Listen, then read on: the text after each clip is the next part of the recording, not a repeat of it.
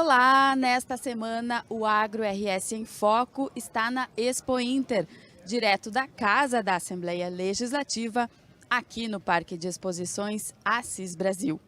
E uma das novidades do evento deste ano foi o Fórum do Instituto Desenvolve Pecuária, que debateu o futuro do mercado da carne. E a nossa convidada de hoje é Andréia Mesquita, zootecnista e CEO do Território da Carne e que foi uma das painelistas do evento. Andréia, bem-vinda ao programa, muito obrigada por aceitar o nosso convite. Eu começo falando sobre por que o setor está preocupado com o futuro do mercado da carne. A gente, no Rio Grande do Sul, tem a informação de que está havendo uma queda na produção de gado bovino e também uma queda no consumo, as pessoas estão comprando menos carne. A gente pode dizer assim que o setor está passando por um momento de desafios, talvez até um pouquinho, uma certa crise? Um prazer estar aqui com vocês. Minha primeira Expo Inter, então eu estou inaugurando como visitante e também como painelista. E a gente pode dizer que, como todos os setores, a gente está precisando se profissionalizar. Como qualquer um, pós-pandemia e num cenário de guerra na Ucrânia, um cenário onde a gente tem uma retração de renda do consumidor, o consumidor escolhe melhor onde gastar. E, consequentemente, isso traz um impacto, um reflexo no consumo de carne bovina. A gente sabe que a carne bovina é uma das proteínas de mais alto valor agregado, pesa na cesta, na escolha. Então, houve sim essa reorganização das compras dentro de casa. Claro que associado a isso, quando a gente traz para o lado da produção, uma pressão muito maior de insumos, insumos estão mais caros, muitos deles são dolarizados. A gente tem, principalmente aqui no Rio Grande do Sul, uma reorganização da cadeia, como é que eu uso melhor a minha terra, o que eu trago para fazer mais rentável a minha produção. A gente tem uma pressão também na sucessão familiar, que eu conversei com vários produtores aqui da região, quem que assume a minha produção, quem define qual atividade que eu mantenho dentro da minha terra. Isso tudo, obviamente, que traz uma reorganização, como eu comentei, de será que eu tenho a mesma rentabilidade que eu tinha no passado? Com certeza não. Então, o mercado da pecuária, carne bovina, assim como qualquer outro mercado, está passando por um momento que, se eu não me profissionalizo, eu vou enfrentar o reflexo da redução dos meus ganhos. E esse foi um dos temas que a gente comentou no painel. Como é que eu entendo quais são as tendências de mercado, o que meu consumidor busca, pensando em Brasil e fora do Brasil, e como é que eu entrego essa expectativa com a melhor margem de lucro dentro da minha propriedade. Pois é, falando um pouco nessa profissionalização, se houver maior profissionalização do setor, seria possível então reduzir esses custos, porque também, claro, um dos motivos da queda do consumo da carne é que teve esse aumento de preço, Então, seria possível reduzir esse valor do produto? Eu diria que a gente tem duas formas de ganhar mais dinheiro na pecuária. Uma delas é reduzindo o custo, que é o primeiro que todo mundo quer, e a segunda dela é aumentando a eficiência, consequentemente o valor percebido, qualidade do produto, e aí sim eu aumento as minhas margens. Quando a gente fala de redução de custo, é um desafio hoje eu reduzir custo sem escala. Escala me traz redução de custo. A gente sabe que aqui no Rio Grande do Sul nós temos pequenas propriedades, pequenas e médias propriedades, e a escala é um grande desafio. Como é que a gente reduz custo num cenário onde a escala é menor? Se unindo. A gente tem outros estados que fazem um trabalho de colaboração, de cooperação, para que a aquisição de insumos tenha uma competitividade maior, e esse eu diria que é um grande desafio para o Rio Grande do Sul, essa organização entre os pecuaristas, os produtores, os agricultores. E a segunda coisa que a gente não pode misturar é nível tecnológico, aumento de qualidade de insumos não diminui custo, ela aumenta a eficiência, e ao aumentar a eficiência, a aí sim eu diminuo meus custos relativos, mas os custos absolutos da propriedade, aquele produtor, né, o produtor que muitas vezes pensa, poxa, eu vou reduzir meu custo, vou ganhar mais dinheiro, não. Tecnologia aumenta os custos, mas também te dá potencial de você produzir melhor, e produzindo melhor você aumenta o valor agregado no final da produção.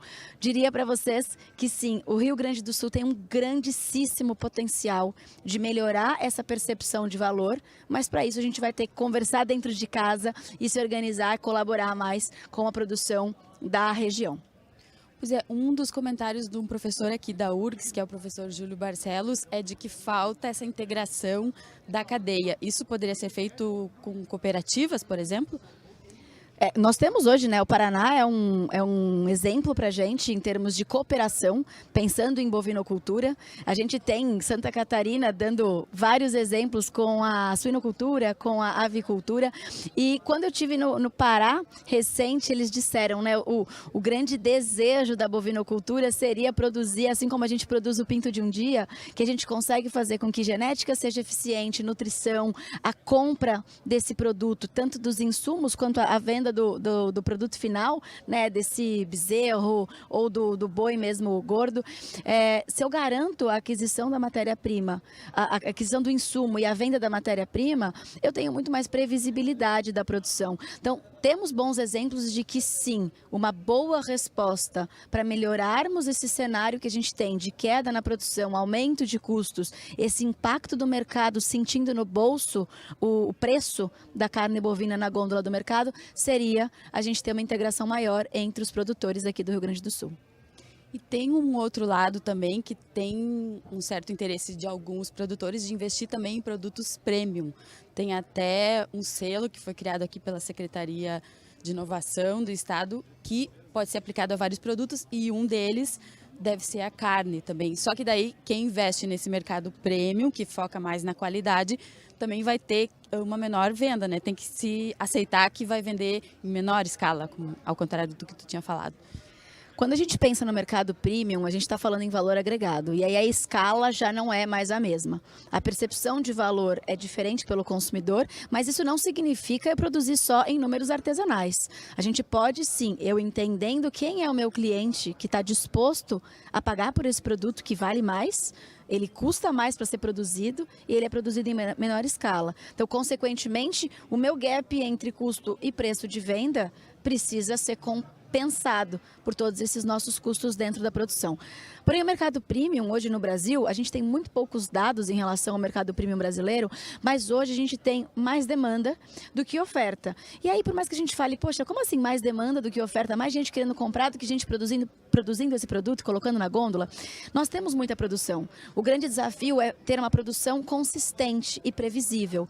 Eu, dona de um restaurante, seja aqui, lá em Porto Alegre, seja em São Paulo, seja numa grande capital, eu não posso correr o risco de comprar hoje muito bem e mês que vem eu não ter essa matéria-prima, não ter essa proteína de qualidade. O meu cliente, lá o meu executivo lá de São Paulo, que levou um cliente dele para desfrutar desse bife, ele não pode correr o risco de hoje estar macio, amanhã não está tão macio, hoje está marmorizado, amanhã nem tanto.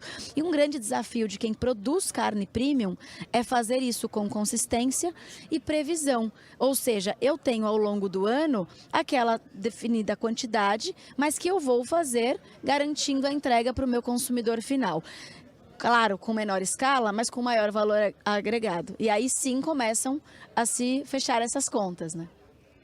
Falando um pouquinho da queda do consumo, tem a questão do preço, a questão da menor oferta, mas tem também um pouco de componente cultural, assim, de algumas pessoas hoje em dia estarem decidindo não comer mais carne. Existe esse aumento, né, de pessoas que estão talvez achando que a carne não faz bem ou que não faz bem para o meio ambiente, principalmente jovens.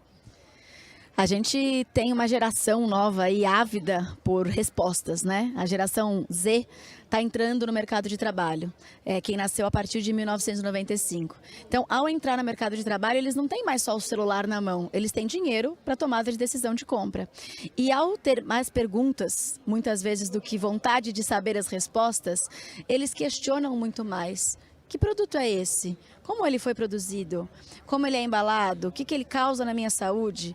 E, infelizmente, especialista de Google está cheio, né? A gente tem muita ciência comprovando não só que a produção hoje da bovinocultura ela pode mais ajudar todos esses impactos climáticos que os lacradores de plantão adoram falar, mas também é um dos grandes produtos necessários, tanto na nossa primeira infância, quanto para o restante da nossa vida. Vários são os artigos que trazem, né, debatendo sobre nível de colesterol, sobre potencial de aumento da cognição das crianças, quanto que a carne bovina, principalmente, tem um aporte nutricional essencial para a nossa manutenção de vida. Então, definitivamente, existe essa pressão, principalmente dos mais jovens que estão entrando no poder de decisão de compra e querem entender mais sobre o produto. E onde que entram os especialistas, onde entra nós, produtores, nós que geramos esse produto, que dependemos dele. Falarmos numa linguagem acessível de que o que a gente faz dentro da propriedade muitas vezes reflete mais positivamente do que negativamente em todos esses mitos que são espalhados por aí. Mas não é só isso. Eu voltei agora há pouco da Alemanha, estive lá numa das maiores feiras de proteína do mundo e o que a gente vê lá é uma pressão muito forte dos produtos alternativos, as proteínas alternativas. Essas proteínas alternativas hoje, elas não trazem um apelo de consumo por conta de preço, até porque elas são mais caras. Quando a gente faz a conta, ela sai, na cesta básica, ela sai mais cara do que 1 quilo de carne bovina. O que seriam as proteínas alternativas? As carnes vegetais? Carnes vegetais, os hambúrgueres, as almôndegas, as proteínas, agora que já se fala um pouco das proteínas cultivadas, né, que ainda fala-se mais do que a gente tem no mercado, mas principalmente as que são derivadas de grãos. Por que hoje os jovens eles têm uma tendência maior de optar por isso quando na gôndola de mercado? Porque esses produtos eles são mais convenientes. A gente comentou no painel, esses produtos eles estando ao lado de uma carne bovina que eu não tenho cultura para produzir, que eu não sei nem como que eu descongelo, como eu preparo, se usa na panela, se faz na churrasqueira, eu opto por um produto pré-pronto. Um produto que muitas vezes eu ponho no micro-ondas, que é o novo fogão dos jovens, eu coloco numa frigideira e pronto. Então hoje, muito mais, a gente está perdendo espaço para os substitutos, por não conseguirmos acompanhar esse trabalho inteiro de marketing e de conveniência para o consumidor final, do que propriamente por preço. Porque definitivamente as proteínas alternativas são mais caras na gôndola do mercado do que as proteínas bovinas. E isso é uma discussão que a gente tem que trazer à mesa. Como nós estamos nos comportando em relação a esse produto que está na gôndola? São eles que pagam a nossa conta, não o frigorífico. Se eles não comprarem dos frigoríficos, os frigoríficos não compram do produtor e assim é a cadeia, o mercado é livre, é aberto, quem define isso é o consumidor final. Uma outra alternativa que eu posso trazer aqui, para que a gente entenda um pouco mais quem é esse consumidor, é muito curioso, a gente comentou sobre isso no painel, os consumidores de hoje em dia, sejam eles geração Z ou até mesmo os mais velhos, eles não querem se lembrar, olha que curioso, né? Para nós que trabalhamos com animal, isso para mim é quase que surreal. Eles não querem se lembrar que teve um animal ali por trás daquele bife. Eles não querem lembrar, eles não querem ver na embalagem a foto de um boi, a foto de um frango. E aí você fala, nossa, não é possível, a gente aqui, né, na Expo Inter, vendo bicho e falando que coisa mais linda. Eles não querem lembrar disso. E aí cabe a nós enfrentarmos ou nos adequarmos. Eu não preciso mais lembrar que foi um animal que foi abatido precocemente, com 24 meses, que tinha só 2 dentes. Ele não quer nem saber que o bicho tinha dente. E nós aqui vendendo sempre as características e não quais são os benefícios desse produto. Essas são algumas das tendências que a gente enxerga para os próximos anos, que são os consumidores que de fato vão seguir pagando as nossas contas da pecuária. Ou a gente se adequa a eles, ou a gente vai sentir a pressão da redução do consumo. E tu falou um pouquinho, na verdade, a gente não recebe quase a informação, na verdade recebe a informação contrária, de que a carne faz bem para a saúde, então, né? Na verdade, a carne é importante na dieta do ser humano. A gente evoluiu comendo carne, né? Os últimos milhares de anos que a gente tem conhecimento da história, o ser humano estava consumindo carne. Carne de caça, depois da Revolução a gente começou a produzir esses produtos, paramos de ser nômades, deixamos de precisar caçar, mas a gente evoluiu comendo proteína de origem animal. De pouquíssimos anos para cá, nós diminuímos a proteína e a gente nunca teve uma população tão doente. Então, são pontos para se pensar. A ciência mostra que é necessário, a gente precisa, óbvio, todos com acompanhamento nutricional, se possível, mas a gente sabe que não é uma realidade de todos os brasileiros. Mas por que mudar a alimentação abruptamente agora nos últimos 10 anos, 15 anos? Da onde vem essa pressão? E aí eu faço um convite aqui para todo mundo que está assistindo a gente. Uma frase que eu gosto muito de falar é: siga o dinheiro. Se quem está ditando a sua dieta, a sua nutrição é quem te vende, talvez aí a gente tenha que repensar um pouco mais sobre o que tem por trás desse interesse de mudar a nossa nutrição. Falando um pouquinho então, Andréia, da sustentabilidade, né, que é uma preocupação hoje em dia muito grande. E principalmente aqui no Rio Grande do Sul, bom, mas no Brasil também teve estiagem, né, no ano passado, e neste ano teve aqui no Rio Grande do Sul uma estiagem bastante forte, então se pensa muito no uso da água, né? E se critica muito a produção de gado bovino pelo uso da água. A gente tem como reduzir, mudar esse uso da água um pouquinho na produção do gado bovino? Quando a gente fala em água, e esse sim, concordo contigo, é um dos temas que a gente recebe mais ataques, né? A gente tem 2 grandes temas, são as queimadas e a Amazônia, que a gente poderia falar horas sobre isso, mas não é nosso bioma aqui dos Pampas. E a outra seria a água, né? Aquela clássica frase de que 1 quilo de carne gastou 15 mil litros de água. Bom, primeiro que quando a gente olha para a quantidade, o volume de água utilizado na produção, dentro da fazenda, grande parte dele, mais de 80%, vem de água de chuva, né? Então, mesmo quando a gente tem estiagem, a gente tem hoje a própria forragem, o pasto, o capim, né, que o animal consome, é um dos grandes sequestradores de água. Se o solo for bem trabalhado, se a gente não está falando de um solo doente, ele também capta não só a água, mas também o carbono, que é um dos grandes assuntos do momento, né? O problema do metano emitido. Então, quando a gente tem um solo saudável e um capim que, óbvio, mesmo com estiagem, consegue fornecer essa matéria seca para o animal, e aí cabe ao produtor oferecer grãos para fazer esse aporte nutricional compensatório, a gente não tem esse desperdício de água, não existe. A pecuária usa água, a pecuária não gasta água, então a gente usa uma água que majoritariamente ela cairia no solo do mesmo jeito. E os outros 20% ou 15%? Aí assim a gente poderia dizer que é uma água de hidratação dos animais, é uma água de higienização dos frigoríficos, é uma água para a gente produzir de fato o porcionamento dos produtos dentro dos açougues. Aí a gente pode dizer que a gente gasta a água para produzir um dos produtos de mais alto valor biológico. E quando a gente olha para os outros produtos, né, os outros industrializados da nossa cesta básica. Então, são contas muito relativizadas. E a gente tem que trazer para a parte prática, para o consumidor que está em casa entender que não. A gente faz um grande favor utilizando essa água da maneira certa para transformar capim em carne. Quer mágica maior do que essa? E falando um pouquinho do esterco, né, que tu tinha comentado, que gera o metano, né, tão criticado, o metano. Mas também já tem soluções, né? Por exemplo, aqui na Assembleia Legislativa já teve uma deputada que propôs um projeto, um plano, né, para uso de biodigestores, que seria para produzir gás, né, e usar esse gás, o biogás. Só que, claro, é necessário um investimento, né, por parte do produtor. Não sei se já existe como o produtor fazer esse investimento sem perder, né, a sua renda, conseguir manter o seu retorno.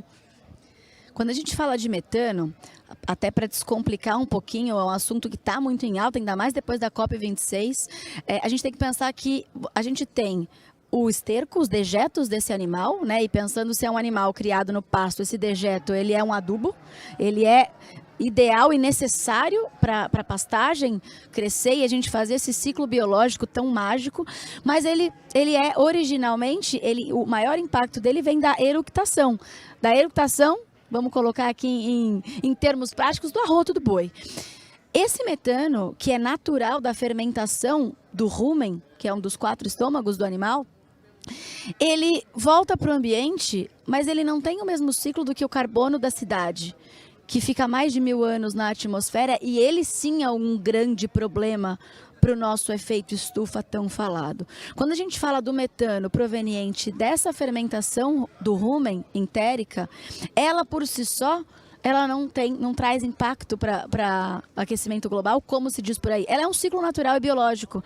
Ela fica no ambiente, o animal vai comer, fermenta esse capim, que é natural, transforma esse capim em carne, vai defecar, esse esterco vai para a terra, essa terra vai ser adubada e assim a gente segue um ciclo biológico que foi sempre assim. O homem vem com a nossa não naturalidade e muda esse ciclo. Então, só para a gente entender um pouco desse ciclo do metano, para não achar que ele é somente do esterco. E aí, pensando no investimento, como qualquer produção, se eu tivesse uma fábrica, uma loja, uma revenda de carros, eu quero ter mais resultado, eu quero trazer menos impacto, eu tenho que fazer investimento. E aí, cada região vai buscar quais são as alternativas para fazer esse investimento, pensando sempre numa produção que não fosse a pasto. Se eu fizesse uma produção num confinamento, que eu tivesse que tratar esses dejetos, ele não voltasse para a terra, para sim fazer esse ciclo biológico, aí eu entendo que cada pecuarista tem que conhecer a sua realidade e buscar quais são as alternativas de investimento para colocar na sua propriedade. Uma coisa é fato, sem investimento não tem como a gente querer ganhar mais. Certo. Falando dessa medição do carbono, né? Já tem projetos para fazer de uma forma mais profissionalizada, talvez com aplicativos, né? Medir quanto carbono uma propriedade sequestra ou gera, né? Isso, em média, daria vantagem ou desvantagem para as propriedades? Ou elas teriam que fazer esse investimento, né? Para não gerar tantos gases?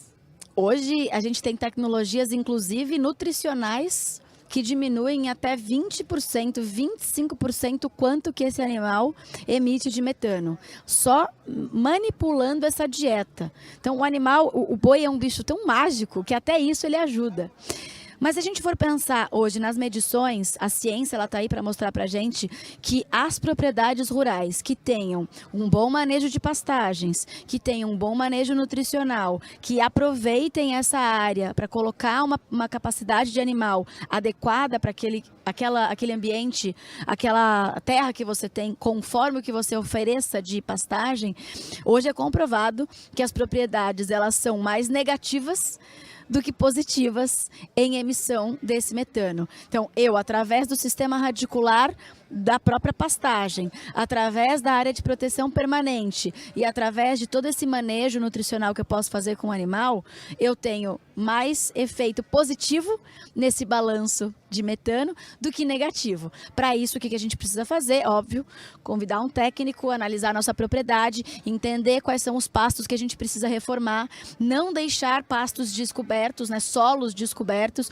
porque o solo descoberto ele é um problema para o nosso equilíbrio de emissão e de absorção desse carbono, mas sim, a gente pode dizer que a pecuária, ela contribui e pode contribuir cada vez mais para esse balanço negativo de carbono. Que interessante, então alguns produtores poderiam até, dependendo da sua propriedade, ganhar créditos de carbono. Com certeza, e olha que já tem bastante procura. Nossa, e a gente também tem essa vantagem de que o boi com pastagem fica melhor a carne dele, né? Tem mais essa vantagem, em vez de estar confinado, comendo ração, é melhor que ele fique no pasto para ficar boa a qualidade da carne. Eu vou responder como a gente falou do humano. O humano evoluiu comendo carne, o boi evoluiu comendo planta. Então, quando a gente oferece qualquer coisa diferente do capim, que tem a celulose, que é o que vai ser transformado no rumen em carne, esse animal ele não está no seu habitat natural. Então, terminar o animal com grãos, ele ajuda a ter mais eficiência, eu tenho uma terminação melhor, eu tenho uma cobertura de gordura que é, para muitos mercados, exigida e aceitável e adequada. Porém, é um equilíbrio entre o que esse animal recebeu ao longo da vida inteira. Tem muitos animais que, como você comentou, na estiagem são largados ali numa pastagem completamente degradada e aí eu coloco uma pressão grande de grãos no final dessa dieta para fazer essa terminação que o mercado busca. Isso também não é adequado pensando na composição fisiológica desse animal. Quanto à qualidade da carne, A gente pode dizer que no Brasil a gente tem, considerando animais que são criados exclusivamente no pasto e animais que são terminados somente no grão, nos últimos 90 dias, aí no máximo 120 dias, porque senão acaba não sendo mais tão lucrativo, a gente pode colocar um balanço aí de mais de 90% de animais que são tratados na maior parte da sua vida com pastagem. A qualidade dessa carne, ela vai depender de vários outros fatores. Como é que foi a nutrição dessa mãe? Como é que foi o cuidado da seleção genética desse animal? Ele sofreu o impacto de bem-estar? Essa carne, depois que eu abati, eu cuidei da cadeia de frio? Eu cortei da forma adequada? Então, a gente dizer que a carne de pasto ela é melhor propriamente dita, eu poderia estar generalizando.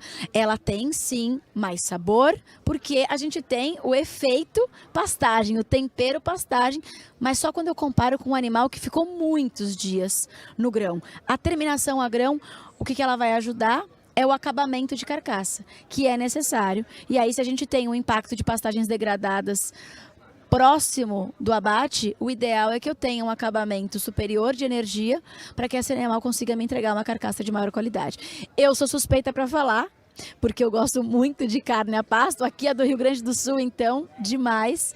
Mas é legal a gente não generalizar, até para não levar você, produtor, ao erro de repente, achar que só a carne no pasto que é de melhor qualidade.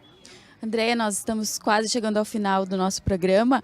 Para finalizar, eu gostaria de falar um pouquinho, né, desse futuro da carne. A gente estava falando de carnes vegetais e já estão dizendo que existem agora carnes artificiais. Eu não sei se isso pode progredir, né? Você vê futuro para essas carnes, né, não animais, digamos, vegetais ou artificiais, né? É uma futurologia, né? Mas qual é a tua opinião sobre isso? Bom, não é tão futurologia assim, e só uma observação, a gente não pode mais falar, ainda bem, vários países, e no Brasil também está chegando a esse momento, carne vegetal. Graças a Deus, a gente só pode usar carne para produtos de origem animal. A nomenclatura é proteína de fontes diferentes, né? Fontes vegetais ou proteína alternativa cultivadas em laboratório. Já é realidade, já existe isso, já é difundido. As proteínas de origem vegetal hoje elas já ocupam a gôndola ao lado da proteína animal nos mercados. Fora do Brasil isso é uma realidade super presente e os estudos mostram que a maior parte dos consumidores dessa proteína alternativa não são vegetarianos e veganos. São pessoas como nós, que estão buscando outras opções de consumo. Então, muitas vezes a gente que é apaixonado pela carne bovina fala, nossa, eu jamais provaria. Mas no fim do dia, é mais uma opção de alimentação para gente que está buscando economizar tempo, às vezes uma diversidade no nosso prato. Quanto às proteínas cultivadas, elas sim ainda estão em muito mais fase de estudo para entender de fato qual é o custo de produzir isso em escala. Eu diria que não é tão futurologia, ela é muito presente, vai acontecer, assim como proteínas de insetos também já é uma realidade, não só para alimentar peixes, alimentar rebanhos de aves, para converter em mais produção, mas também porque a gente tem uma população que não para de crescer. E a gente tem que ser muito verdadeiro de dizer, nós não daremos conta de alimentar só com proteínas de origem animal. Então, eu acho muito benéfico que nós tenhamos essas outras opções, mas que uma não necessite falar mal da outra para se dar bem no mercado. Tem espaço para todos. O que não dá é para a gente dar espaço para amador, seja ele dentro da fazenda, seja ele dentro das outras indústrias de proteínas alternativas. Andréia, eu te agradeço muito, então, pela participação aqui no nosso programa. Nós falamos, então, sobre o futuro da carne com Andréia Mesquita, CEO do Território da Carne. O Agro RS em Foco de hoje vai ficando por aqui. Eu espero você na próxima edição. Até lá!